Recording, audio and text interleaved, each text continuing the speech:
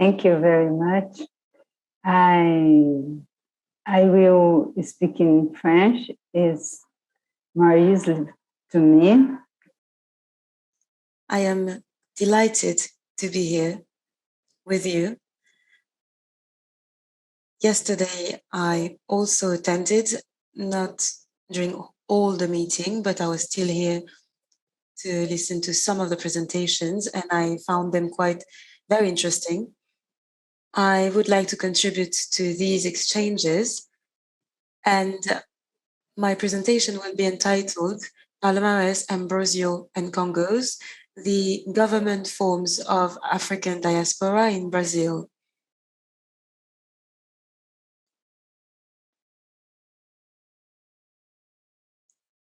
So in Brazil, there are maroons and mocans. So we are talking about a very large territory where there are mocans, which are small cities.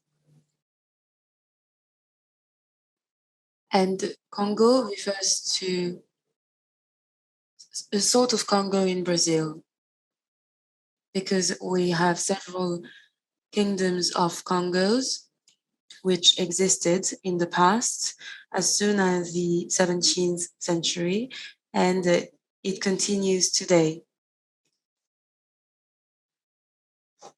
So there are endogenous governance systems in Brazil, and this requires to think about resistance because it's related to social movements. They were domination, exclusions up until the late 1980s.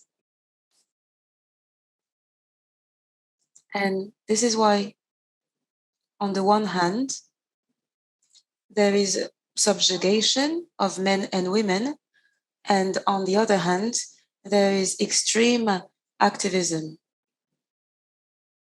So Black men were related to slavery, to trade, and today research studies have developed, and we start seeing research studies written by the Black community on the Black community. So this is a development, and the purpose is to extend exchanges, but also to have more in-depth thinking process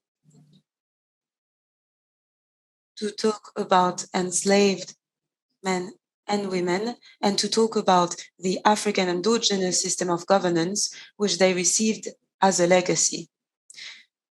In the 1970s, there was the Unified African Movement, which emerged. And it is in this context that the Zumbi became the reference point school in Africa. You can see Zumbi on the screen. On the left, you can see another representation of the Unified Black Movement. And it has been recognized that this was an endogenous governance system. So it became a symbol of the African resistance in Brazil, but it's not the single endogenous governance system. This system needs to be recognized as a system which was used to oppose slavery, whereas there were other spaces which accepted the system. So there were various forms of interpretation. Here we need to underline that unlike contrary to popular belief, we could prove that there were a great deal of exchanges and trade, for example, in farming and among various cities. And this happened throughout the period. According to estimates, 80% of enslaved men and women came from this region. In the 16th century, there was a hierarchy in the socio-economic structure in Brazil. And all people, the king and vassals, had roles according to their ranks. There were also other populations which contributed to history. For example, Quilembos, which means warrior. In Portuguese, they have seen it as rebellion. So they captured slaves and they gave money to the people who hunted them. Now I'm going to talk to you about each quilombo. Here you can see a map of the Palmares. It is a map of 1766. There were up to 20,000 people in the quilombo.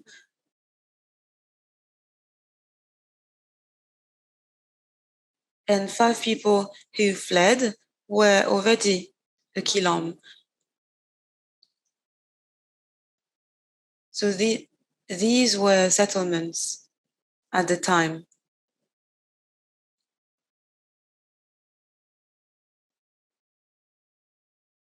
And it accounted for 15% of the population.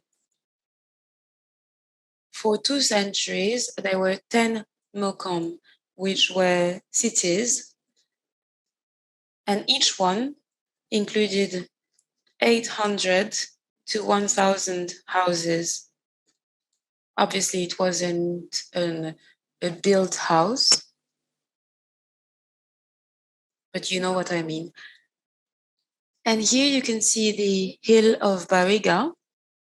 It's a place where we can see the major Black artists in Brazil.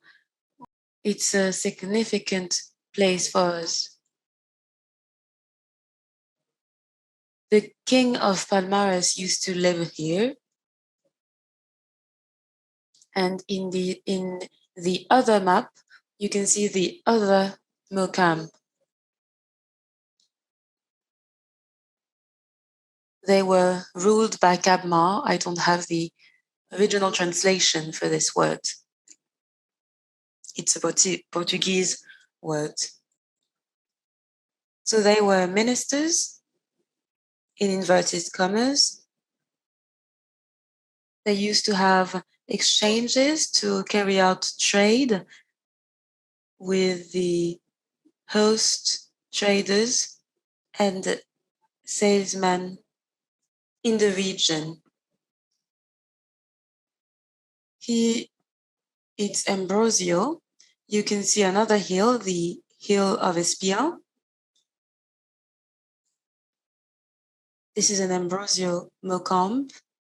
And there is another Ambrosio Mocambe, the one that you can see on the second picture. Right now, we are doing quite a lot of archaeological research. There, you can see a satellite picture on screen. And this is a Mocambe which is very large. It is made up of 2 different Mocambe located in the largest Mocambe called Campo Grande.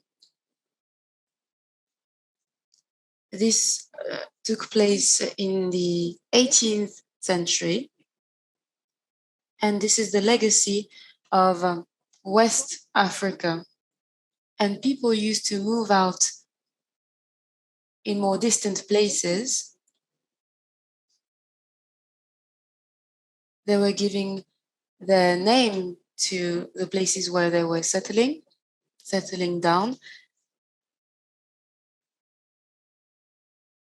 And each Mocambe included 10 to 50 houses. So there were quite dispersed houses over a very, very big area. And here it's important to make a correlation between between the various Mokambo. They are characterized by the use of wood, and the Mokambo are safe in a way. They are protected